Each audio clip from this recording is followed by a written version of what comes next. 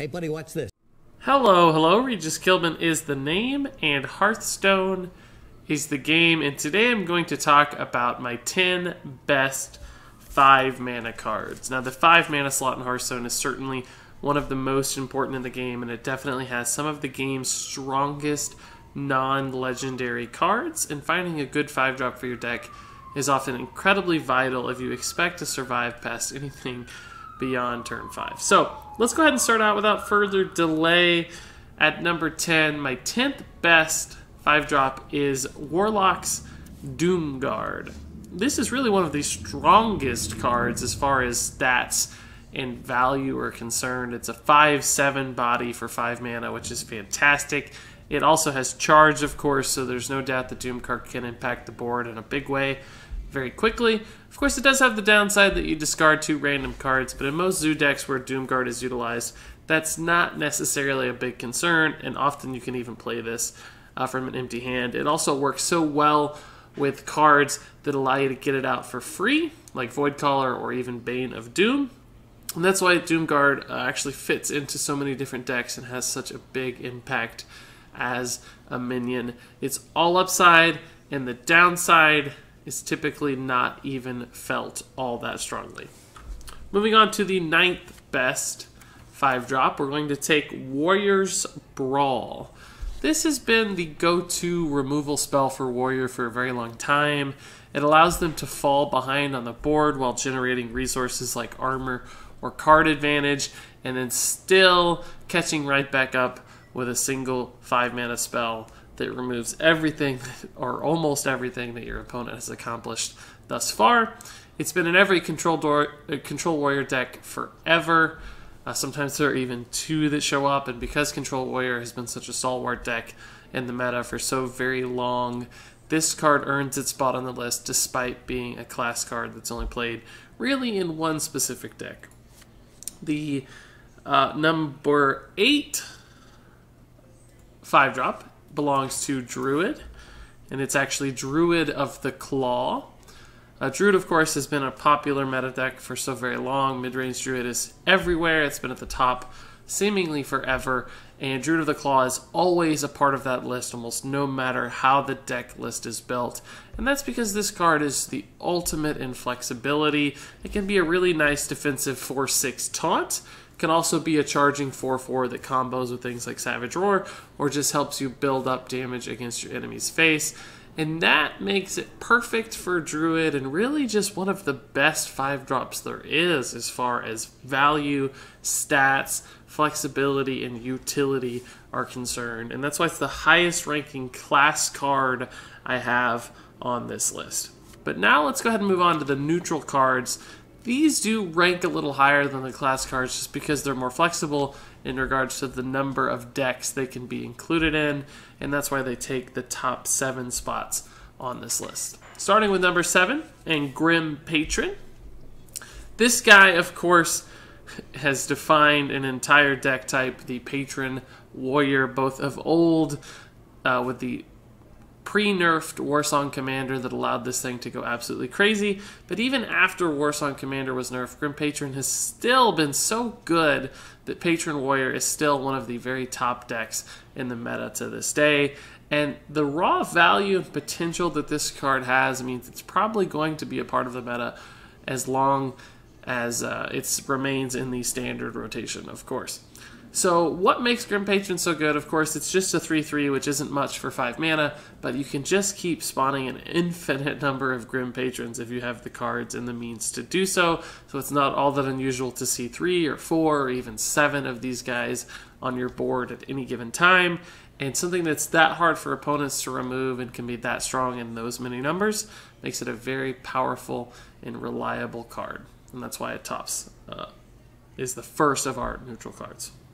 Number 6 is our first legendary on the list, and it's Leroy Jenkins. Of course, this guy's all about instant burst damage. He has a pretty big downside, but when you're doing 6 damage for 5 mana, that's kind of like a fireball with a body, and many decks will squeeze in a Leroy Jenkins just to get another way to do lots of damage. So he'll show up in things like face decks with Paladin or Hunter. He even shows up in late game control decks like Reno combo locks in order to give you a really strong and reliable finisher when you combo it out with a couple different minions and spells. Leroy has been around forever. He's so unique and so strong, and the best way to do burst damage as a neutral card, and that's why he fits into so many different decks and makes his way onto this list. Even though a 6/2 doesn't sound all that exciting for 5 mana, Leroy is so unique that he's still very, very good. The 5th best 5-drop in Hearthstone is a fella named Harrison Jones, yet another legendary. But this time you're getting a 5/4 body, which isn't too bad, and a really nice battle cry, destroy your opponent's weapon, and draw cards equal to that weapon's durability. So yes, if you destroy a Doomhammer, you will in fact draw 8 cards, or 6 if they've used a couple charges more commonly. Harrison Jones is fine when it comes to stats. So as a tech card, you don't feel that bad including him in too many decks. He usually fits just fine as a body that challenges threatening 5/5 minions. But that effect, when it lands and is able to both remove your opponent's weapon and generate card advantage for your side, is one of the best effects in the game and can often win you games by itself. And even though Harrison Jones is a tech card, he's so good and he finds his way into so many different deck lists that he certainly deserves his spot on this list.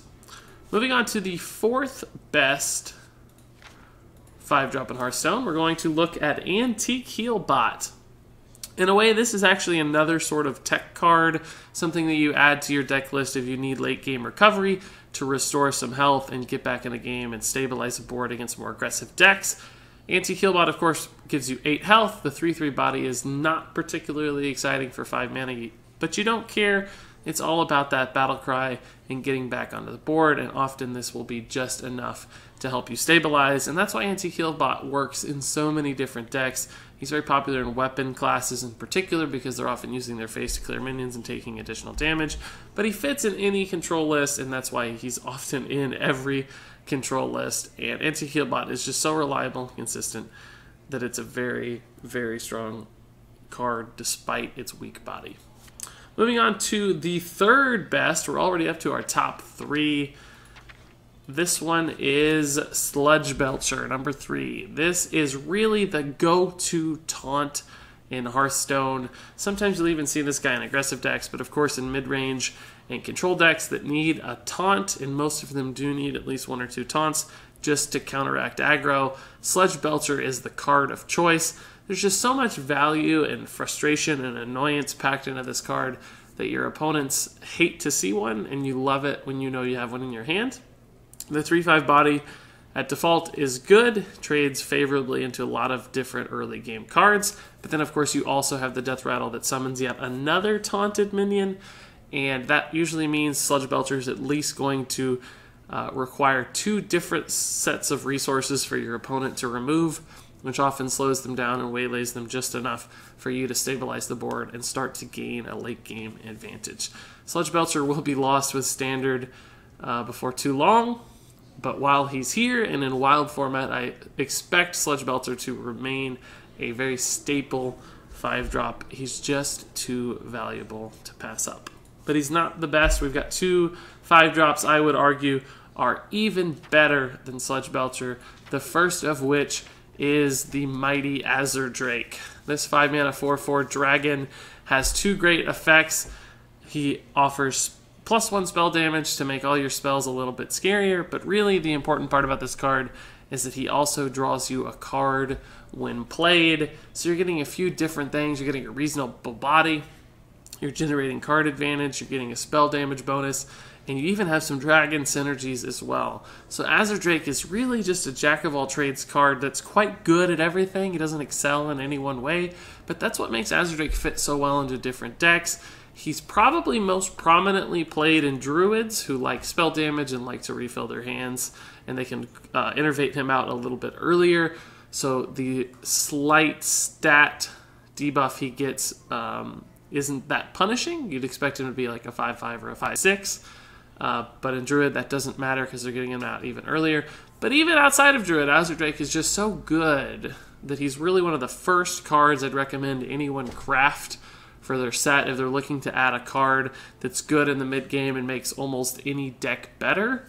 Azure Drake fits in so many different things, even more so than Sludge Belcher, and I think that's why he's my number 2 5-drop. But he's not the best. I've got one more.